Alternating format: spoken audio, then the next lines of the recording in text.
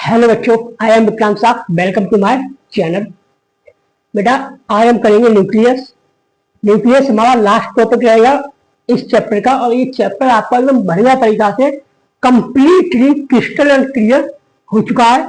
आप लोग जाके चैनल पे, अगर जो बच्चे नए जुड़े हैं वो लोगों पहले ये लेक्चर लगा लो, और मेरा मानना है कि आप शुरुआत से लेक्चर लगाइए, ठीक है। तभी आपको सेल बिल्कुल अच्छे से समझ में आ जाएगी। मैंने बिल्कुल डिटेल में सेल के 10 लेक्चर आपको दिए हैं। सेल का एक एक पॉइंट आपको के दिमाग से उतार दिया है। अगर आप लोग जाके देखो तो उस लेक्चर के बाद सेल का एक ऐसा क्वेश्चन नहीं होगा जो आपसे बने ना।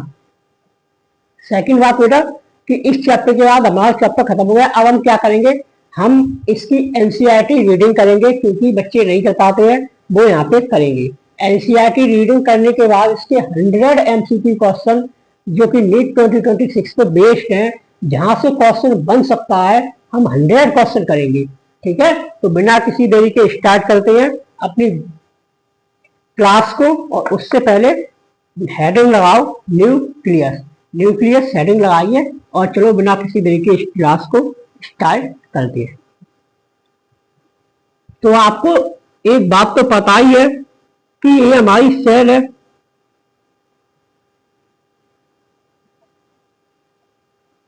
क्या है हमारा, ये हमारा क्या है बेटा, प्लाज्मा मेम्ब्रेन है।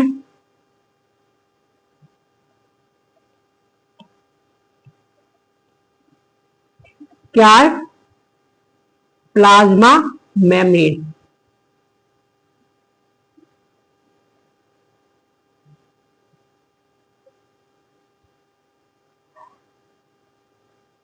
या हम इसको सेल मेम्ब्रेन भी कह देते हैं। इसमें हमारी एक ऑर्गेनेल है जिसे हम न्यूक्लियस कहते हैं। क्या कहते हैं, न्यूक्लियस कहते हैं। चलो उसे हम देखते हैं। हमारी एक ऑर्गेनेल पड़ी है जिसे हम न्यूक्लियस कहते हैं। थोड़ा बड़ा बनाइए।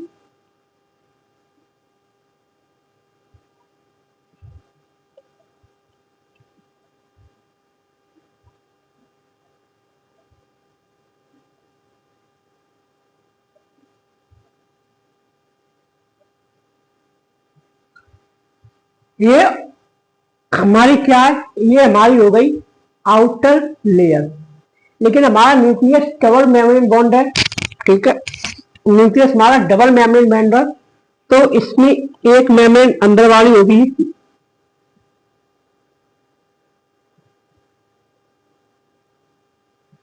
जैसे जैसे मैं बनाता जा रहा हूं वैसे वैसे आप लोग साथ के साथ बनाते चले। फिर आपको न्यूक्लियस है ना, सेल वाले चैप्टर में ज्यादातर क्वेश्चन पूछते हैं वो न्यूक्लियस से ही पूछते हैं, ठीक है। ये ऐसे होते हैं आपस में इस तरीका से।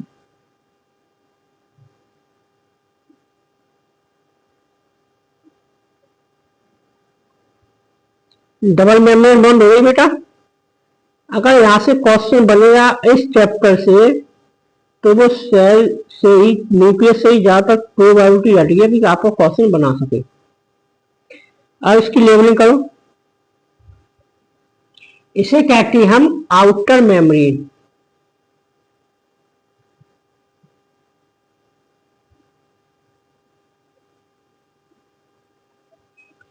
इसे कहते हैं हम इनर मेम्ब्रेन।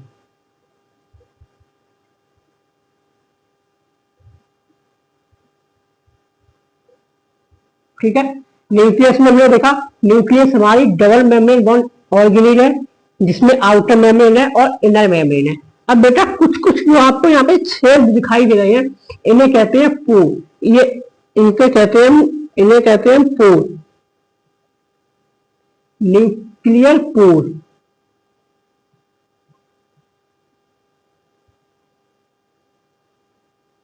ये ट्रांसपोर्ट का काम करते हैं चीजों को सेल में और न्यूक्लियस में ले जाने का, ठीक है। इतनी बात हमारी हो गई, ठीक है। आउटर मेम्ब्रेन हो गया। जो न्यूक्लियर पोर है यहाँ पे लिखो, ये क्या करता है, मैंने बता दिया, लिखना जरूरी है, चलो लिख देती है। आरएनए एंड प्रोटीन ट्रांसपोर्ट करता है।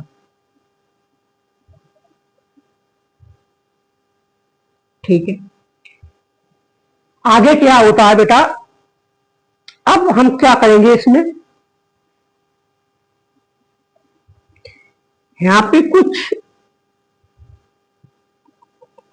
फ्लूइड होता है ऐसे, जिसे हम क्या कहते हैं, न्यूक्लियोप्लाज्म।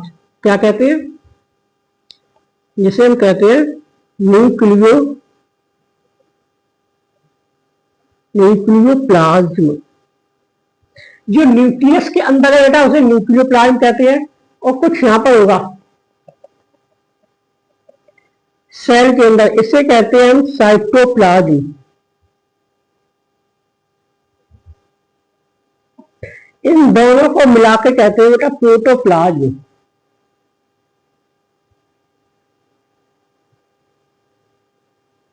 तो इस चीज को याद रखेंगे, न्यूक्लियस के अंदर वाले फ्लूइड को कहते हैं हम न्यूक्लियोप्लाज्म, सेल में जो फ्लूइड है उसे कहते हैं साइटोप्लाज्म, और दोनों को अगर मिला देंगे तो होता है हमारा प्रोटोप्लाज्म। ठीक है, अब क्वेश्चन आपका यहां से गड़बड़ नहीं होना चाहिए। वीडियो को लाइक करो बेटा, चैनल को सब्सक्राइब करो, अपने दोस्तों में शेयर करो। जब कंपटीशन बढ़ेगा तभी तो मजा आएगा ना।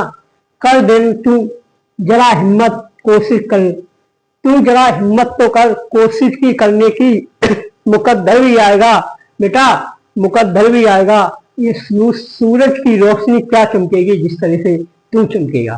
तो ये लाइनें हैं बेटा, इन्हें याद रखो और अपने जीवन में उतारो, अच्छी से मजे लो। अब क्या होता है बेटा कि कुछ क्रोमोसोम्स होते हैं यहां पे,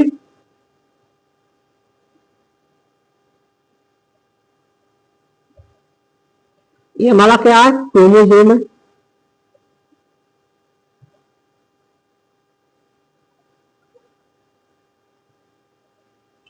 और डीएनए भी होता है,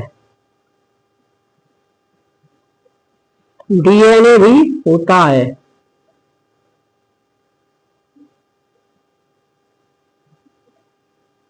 ऐसे तरीका से डीएनए भी पड़ा होता है। ठीक है,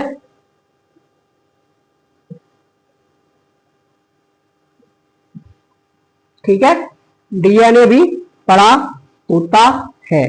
तो इससे हम कहते हैं, पहले चलो डीएनए बाद में, डीएनए से क्रोमोसोम, मतलब डीएनए और क्रोमोसोम कैसे, क्या अंतर है, चलो देखते हैं। सबसे पहले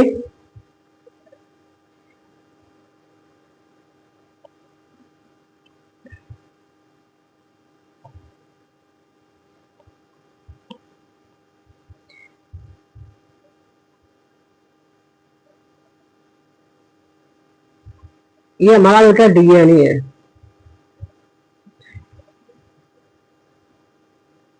इतना बड़ा डीएनए 2.2 का जो होता है हमारा, इतना बड़ा डीएनए एक क्रोमोसोम में कैसे बनता है, चलो हम देखते हैं कैसे बनता है। ये वैसे पार्ट जो है हमारा molecular basic of inheritance class 12 में पढ़ेंगे, तो लेकिन थोड़ा बहुत समझ लो, क्योंकि बायोलॉजी मैंने आपको पहले भी कहा है, बायोलॉजी जो आपका सब्जेक्ट है वो कनेक्टेड है बेटा। हर एक चैप्टर एक दूसरे चैप्टर से कनेक्ट है। तो जो चीजें मैं जिस लेक्चर में आपको बताएं, आप लोग उन्हें ले लो, क्योंकि पता नहीं कौन सी चीज आपको कब और कौन से चैप्टर से आ जाए। ठीक है, तो biology is a story, biology एक कहानी की तरह है, और ये हर एक चैप्टर से लिंक है। हर चैप्टर बायो का हर एक चैप्टर से कनेक्टेड है। ठीक है, तो ये हमारा डीएनए है। फिर क्या होता है बेटा, सेकंड नंबर पे ये कुछ इस तरीका से फॉर्म होता है।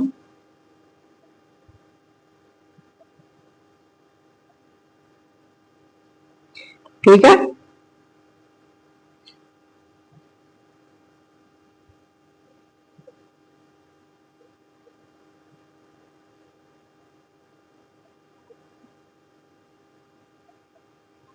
इसे हम क्या कहते हैं, इसे हम कहते हैं हिस्टोन प्रोटीन।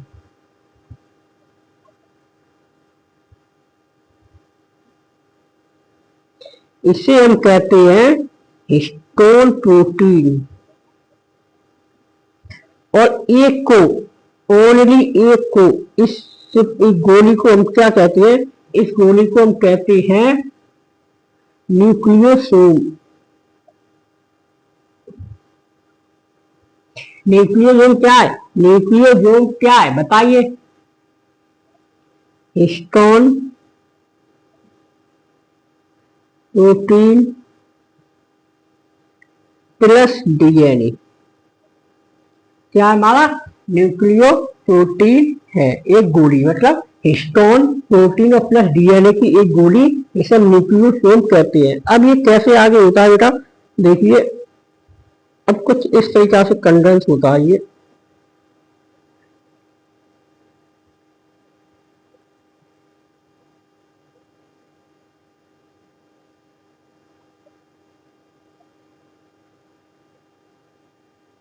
तो ये जो पतली सी चैन सी बनती जा रही है, पतली सी चैन एक धागे की तरह बन रही है, इसे हम कहते हैं क्रोमेटिन। स्वयं अलग अलग है। पहले डीएनए हिस्टोन प्रोटीन में लपेटता है आके, जिसे न्यूक्लियोसोम कहते हैं। हिस्टोन प्रोटीन प्लस डीएनए का एक क्या होता है? गोली है। फिर आगे ये कैसे जाता है? क्रोमेटिन के फॉर्म में। अब ये क्रोमोसोम में कैसे कंटेंट होता है, चलो वो भी अपना देखें। ये है हमारा क्रोमोसोम।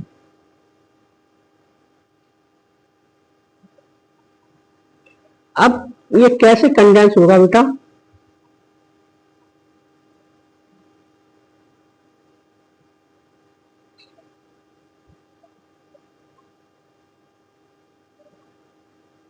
इस तरीका से ये लपट जाता है, कंडेंस हो जाता है। तो ये हमारा क्या है? ये हमारा कंडेंस क्रोमोसोम है। क्या है? Condense chromosome.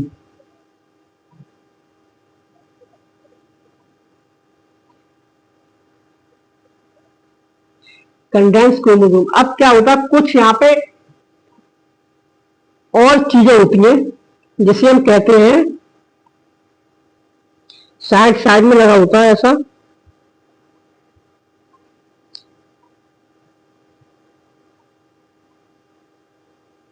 जिसे हम कहते हैं नॉन हिस्टोन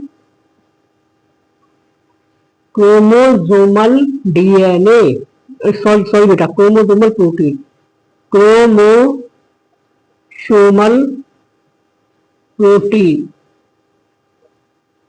अब समझो, पहले इतनी बात समझो, डीएनए हम कैसे एक क्रोमोसोम में घुसेड़ते हैं। इतना लंबा डीएनए का साइज 2.2 होता है, इतना कैसे हम घुसेड़ते हैं, ठीक है, मीटर।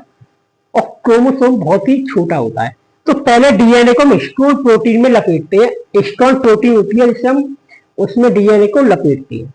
गोली होती है न्यूक्लियोसोम की, हिस्टोन की बनी होती है, हिस्टोन प्लस डीएनए की, उसमें हम इसे लपेटते हैं। फिर ये निकलती है किसकी तरह? एक पतले से धागे की तरह, जिसमें बिंदी बिंदी लगी होती है, पतले से धागे की तरह निकलती है। उससे हम बेटा क्रोमेटिन कहते हैं। क्या कहते हैं? क्रोमोटिन कहते हैं। फिर ये क्रोमेटिन क्रोमोसोम में कंडेंस होकर इस तरीका से, जैसे ये क्रोमोसोम है, इसमें कंडेंस होके इस तरीका से कंडेंस होके बेटा लपेटी जाती है, ठीक है। तो जो इस तरीका से कंडेंस होके लपटी, उसे कहते हैं कंडेंस क्रोमोसोम। तो आप समझ गए डीएनए और क्रोमोसोम में आप क्या डिफरेंट होता है। बात एक ही है बेटा, अब आप इतनी बात समझ गए। हाँ, अब इसे क्या कहते हैं? इसे कहते हैं क्रोमेटिन। ये क्या हमारे? क्रोमेटिन, ठीक है। अब जब क्रोमेटिन है तो यहाँ पे फिर कुछ आरएनए भी होगा, यहाँ पे कुछ आरएनए होगा ऐसा। ये क्या है? आरएनए। क्या ये? आरएनए। अब जब आरएनए है तो यहाँ पे राइबोसोम भी होंगे, ठीक है। आरएनए। अब सेल के बाहर क्या है? प्रोटीन है।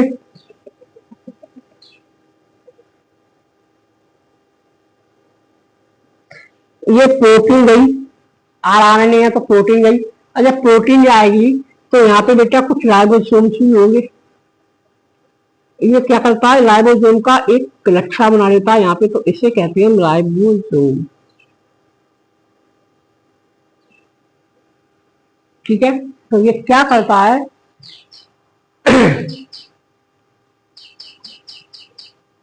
अब क्या होगा कि यहाँ पे एक डेंस स्टेन का स्ट्रक्चर बनेगा, इस तरीके से डेंस एक स्टेन जो स्ट्रक्चर बनेगा बेटा, जिसे हम क्या कहते हैं, न्यूक्लियोलस कहते हैं। क्या कहते हैं, न्यूक्लियोलस। समझ गए क्या कहते हैं, न्यूक्लियोलस कहते हैं।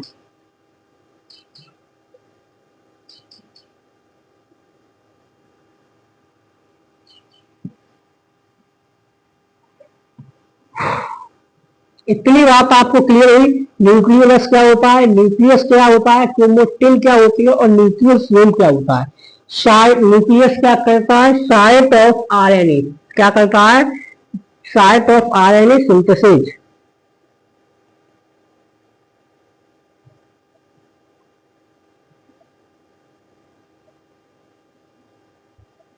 Site of RNA synthesize. ठीक है, इतनी बात आपको बेटा समझ में आ गई है अब अच्छे से। चलो एक बार और देखते हैं। न्यूक्लियस हमारा डबल मेम्ब्रेन बॉन्ड स्ट्रक्चर है। ठीक है, आप पहली जो बाहर वाली लेयर है उसे हम आउटर मेम्ब्रेन कहते हैं, अंदर वाली को इनर मेम्ब्रेन कहते हैं। इसके जो बीच में पोर है इन्हें हम न्यूक्लियर पोर कहते हैं। आरएनए प्रोटीन का ट्रांसपोर्ट सेल से और न्यूक्लियस में आने जाने का काम करते हैं। अब ये एक जो आउटर मेम्ब्रेन और इनर मेम्ब्रेन के बीच का जो स्पेस है, आउटर मेम्ब्रेन और इनर मेम्ब्रेन के बीच का जो स्पेस है ये वाला, इस स्पेस को हम क्या कहते हैं, क्या कहते हैं, perinuclear space. Perinuclear space कहते हैं बेटा। ये लगभग 10 से 15 नैनोमीटर होता है। ठीक है, स्पेस कहते हैं। फिर हमने देखा क्रोमोसोम होता है यहाँ पे, फिर कुछ क्रोमेटिन होते हैं, डीएनए होता है, मतलब क्रोमेटिन होते हैं। फिर जब क्रोमेटिन होते हैं तो वहां पे आरएनए भी बनता है। फिर प्रोटीन बाहर से आती है, आरएनए मतलब राइबोसोम। जब राइबोसोम होंगे तो प्रोटीन भी आएगी, प्रोटीन बाहर से आती है, तो जो वहां पे डेंस नाम का स्ट्रक्चर बनता है हम कहते हैं न्यूक्लियोलस कहते हैं, जिसका काम होता है साइट ऑफ आरएनए सिंथेसाइज। इतना आपको क्लियर है। ठीक है, फिर हमने क्या देखा था, हमने देखा था डीएनए को कैसे, हमने देखा डीएनए को हमने क्रोमोसोम में कैसे फिट किया। डीएनए को हिस्टोन प्रोटीन गोली होती है न्यूक्लियोसोम, जिससे हिस्टोन प्रोटीन प्लस डीएनए की बनी होती है। फिर क्रोमेटिन धागे जैसा स्ट्रक्चर होता है। फिर इस क्रोमोसोम में हम एक धागे जैसे स्ट्रक्चर को कंडेंस करा के उसे फिट कर देते हैं। वहां पर नॉन स्ट्रॉन्ग क्रोमोसोमल प्रोटीन भी होती है। इतना पार्ट आपका अगर क्लियर है तो बेटा हाँ बताइए, जल्दी कमेंट सेक्शन में बताइए सर हमारा इतना पार्ट क्लियर है। ठीक है, अगर इतना पार्ट क्लियर है तो फिगर तो आपने देख ही लिया। अब आप अपने विक्रांत सर का डायलॉग भाई पुराना वाला जब फिगर देखा आपने, तो हम बेटा इसका थोड़ा बहुत मेन पॉइंट है वो भी लिखेंगे, ज्यादा नहीं लिखेंगे। सब कुछ तो मैंने पूरे फिगर में पढ़ा दिया, पूरी एनसीईआरटी एक फिगर में ही समझा दी, लेकिन अब मैं कुछ कुछ के मेन पॉइंट है वो लिख लूँ। ठीक है, तो चलो बिना किसी देरी के मेन पॉइंट इसके लिखे। सबसे पहले न्यूक्लियस को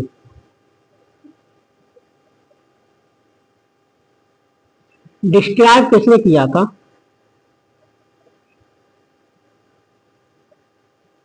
रॉबर्ट ब्राउन ने 1831।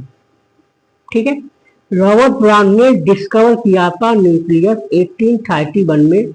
वेरी वेरी इंपॉर्टेंट है, नीट में क्वेश्चन पूछा है, P/Q है, तो इसे टैग कर देना। ठीक है, उसके बाद क्या होता है, फ्लेमिंग ने जो क्रोमेटिन नाम का शब्द था हमारे जीवन में,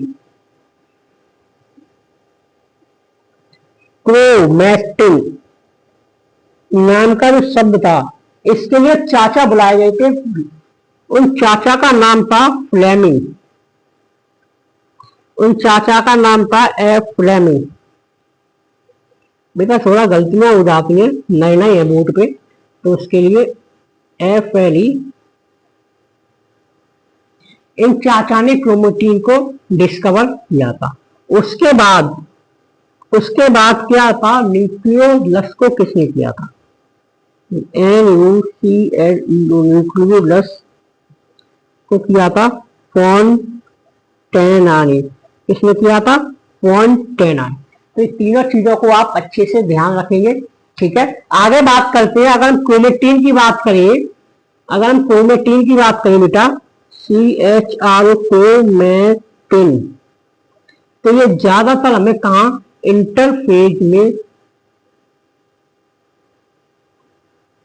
इंटरफेज में अगर है तो हमारा क्रोमेटिन है। और अगर हम क्रोमोसोम की बात करें,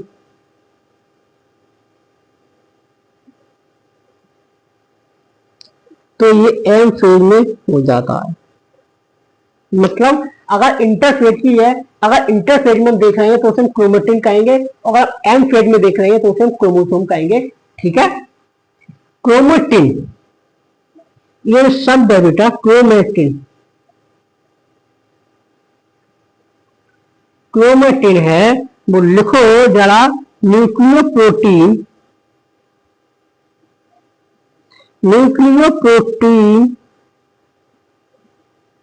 के बने होते हैं। ठीक है, न्यूक्लियोप्रोटीन के बने होते हैं, हाईली एक्सटेंड होते हैं, ये हाईली एक्सटेंड होते हैं।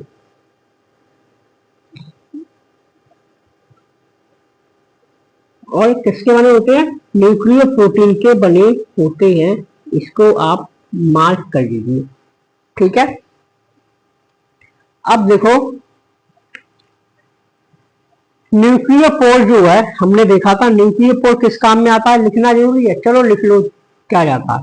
न्यूक्लियोपोर है हमारी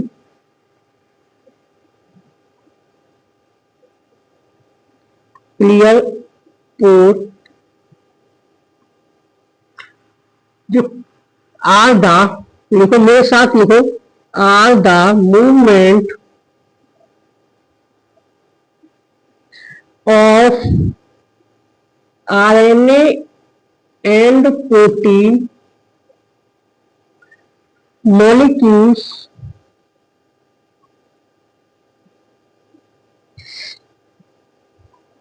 take place in both RNA and molecules, RNA and protein molecules take place in both direction between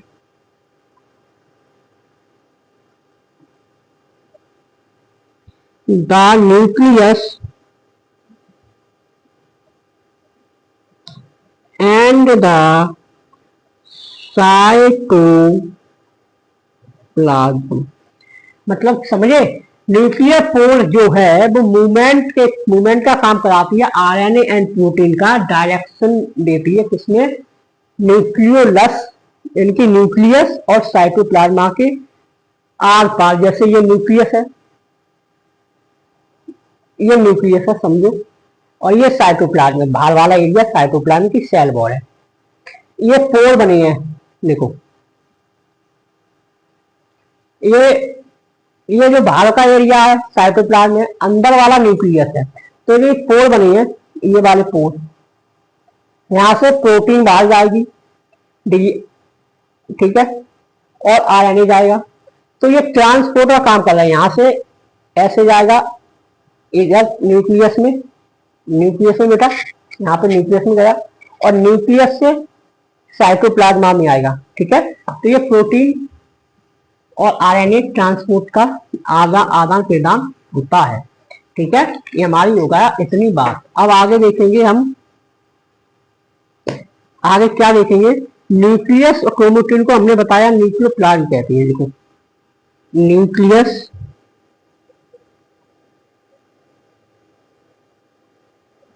nucleolus and protein, sorry, and chromatin.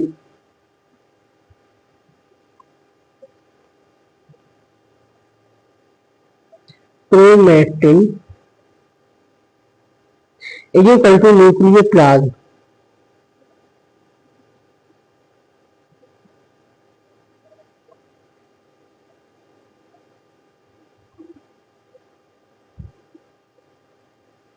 ठीक है, इज इक्वल टू न्यूक्लियोप्लाज्म। अब जो न्यूक्लियस है ये हमारा, न्यूक्लियस का मैं जैसे लिखा रहा हूं वैसे लिखो, कंटेंट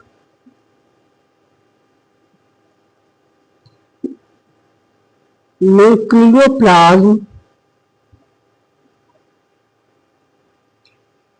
सीधे कांटेक्ट होता है बेटा, कांटेक्ट होता है, ठीक है। न्यूक्लियस का कांटेक्ट न्यूक्लियोप्लाज्म से सीधे होता है कांटेक्ट, और इसमें बेटा मेम्ब्रेन नहीं होती है।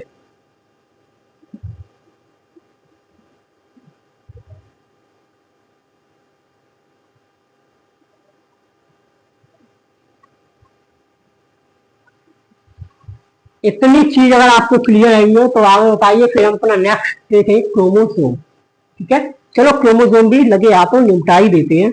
हेडिंग लगाइए क्रोमोसोम।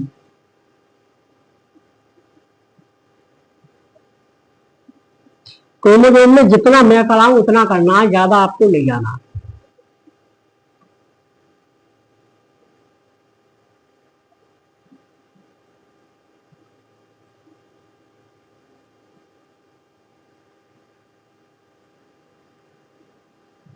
ठीक है, ये हमारा क्रोमोसोम है।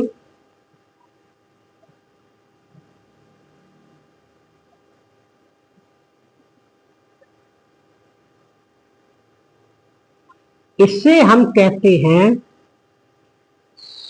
CEN, centromere. सेंट्रोमर, एक मिनट बेटा, सेंट्रोमर हमने सही लिखा है?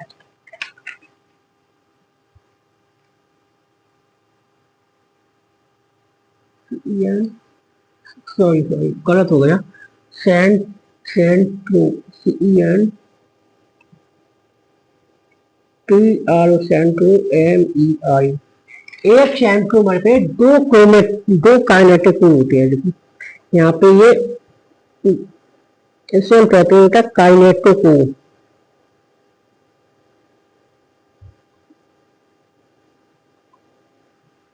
ठीक है, अब देखो, और यहाँ पे थोड़ा लिख लो इसके बारे में थोड़ा साइड पे। एवरी क्रोमोसोम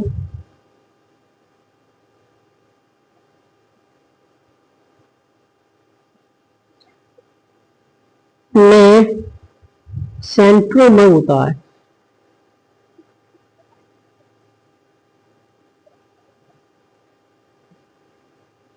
ठीक है, जिसकी साइड पर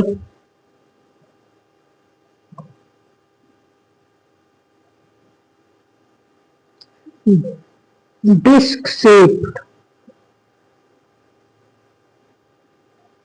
स्ट्रक्चर होता है, जिसे हम काइनेटोकोर कहते हैं, काइनेटोकोर कहते हैं।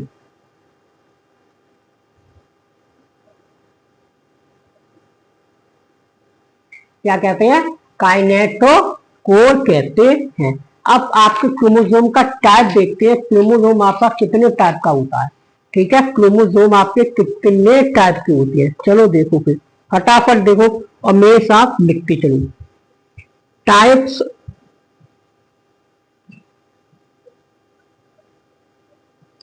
ऑफ, सॉरी बेटा, types of chromosome, chromosome.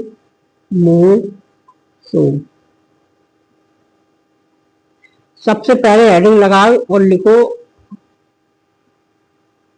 Metacentric, metacentric.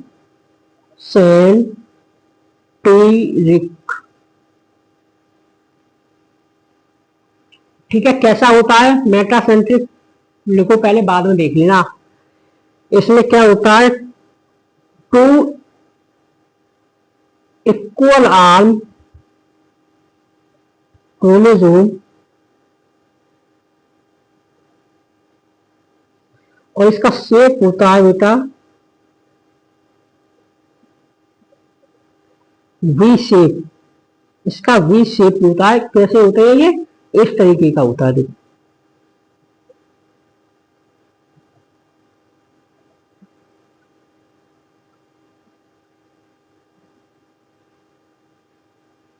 ये हमारा हो गया मेटा सेंट्रिक। सेकंड है हमारा सब मेटा सेंट्रिक। सब मेटा सेंट्रिक क्या है? सब मेटा सेंट्रिक। सब मेटा सेंट्रिक लिखो इसका बेटा। ये कैसा होता है? ये एल शेप का होता है, आपका एल शेप होता है।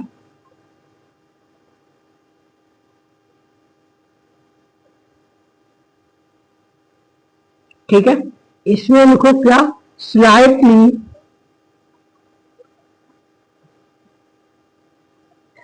Away one shorter arm two longer long arm. मतलब एक शॉर्ट आर्म होती है और टू लॉन्ग आर्म होती है।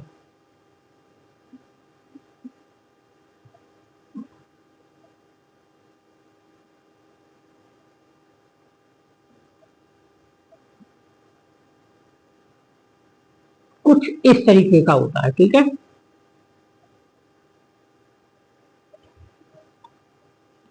थर्ड बेटा हमारा एक्रोसेंट्रिक।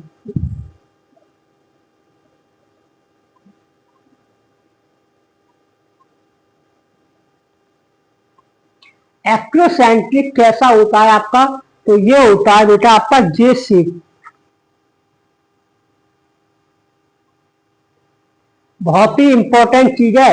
यहाँ से क्वेश्चन 2021, 2023 और 29 में 3 साल क्वेश्चन पूछा है। क्वेश्चन से वो क्या पूछते हैं? पूछेंगे मेटासेंट्रिक, सब मेटासेंट्रिक, एक्रोसेंट्रिक और टीलोसेंट्रिक दे देंगे आपको, और आपकी शेप दे देंगे। तो उसमें मैथ्स में पूछ लेंगे, कभी आर में पूछ देते हैं कौन सी इक्वल होती है, कभी फिगर बना के दे देंगे और आपको बताएंगे फिगर मेटासेंट्रिक का है कि सब मेटासेंट्रिक का है कि एक्रोसेंट्रिक का है कि टीलोसेंट्रिक का। इसमें घबराना नहीं है। ठीक है, एक्रोसेंट्रिक लिखो, sectoral SIT closed extreme sharp and one very long arm. कैसी होती है? कुछ इस तरीके की होती है।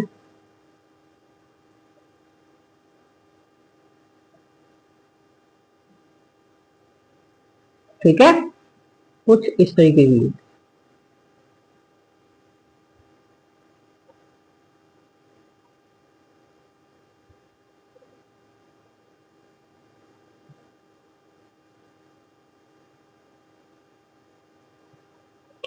लास्ट है आपका का लास्ट है आपका लास्ट है क्या आपका? एक मिनट। Hello hello. नमस्कार। अच्छा ना, पढ़ा रहे थे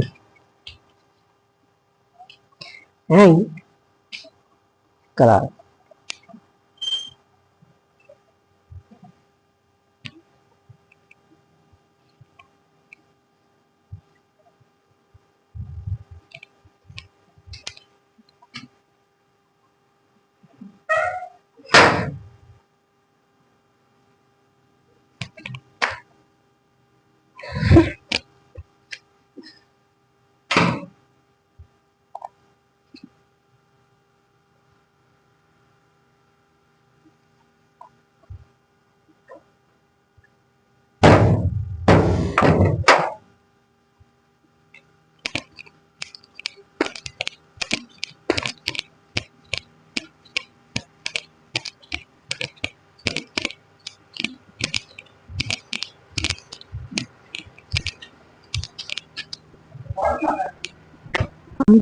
मम्मी फोन आ रहा है, मामा आप लोग।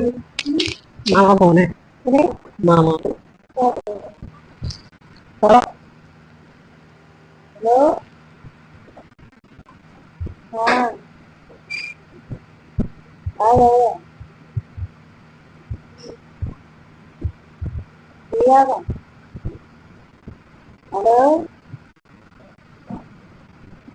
क्या करेगा? सबको आ गया। तो क्या हो रहा है? नहीं करना।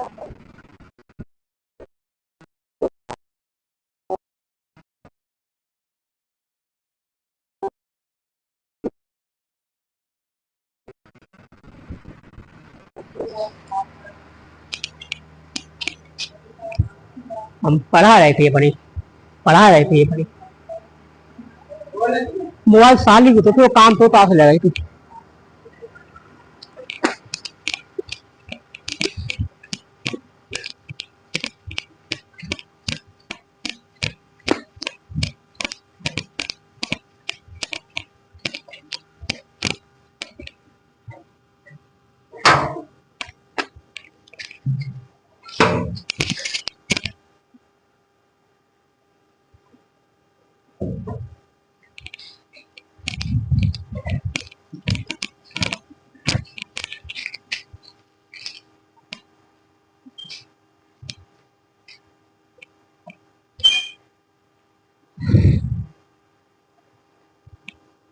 हाँ बेटा चलो आ जाओ, ठीक है आ जाओ। तो लास्ट हमारा क्या था? लास्ट है हमारा टू लोग सेम पेक। ये क्या होता है? ये हमारा टर्मिनल टर्मिनल होता है।